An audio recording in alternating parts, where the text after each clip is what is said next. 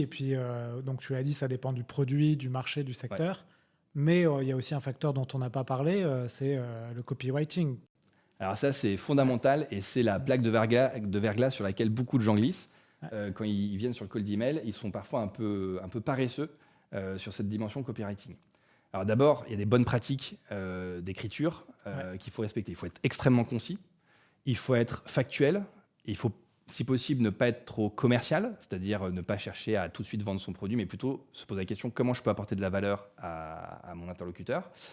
C'est bien aussi d'utiliser beaucoup de preuves sociales, de mentionner par exemple, les entreprises avec qui, on bosse déjà et de contacter leurs, look-alike, c'est-à-dire les entreprises qui leur ressemblent.